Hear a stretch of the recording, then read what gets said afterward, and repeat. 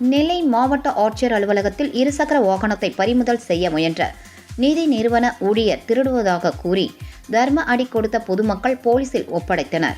கல்குளம் பகுதியைச் சேர்ந்த சங்கர் பஜாஜ் நிதி நிறுவனம் மூலம் மாத தவணையில் இருசக்கர வாகனத்தை வாங்கியுள்ளார்.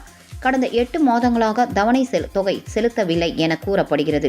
இந்த நிலையில் அவர் தனது வாகனத்தை வேறு ஒருவரிடம் அடமானம் வைத்து பணத்தை பெற்றுள்ளார். அந்த பணத்தையும் நிதி நிறுவனத்திற்கு செலுத்தவில்லை.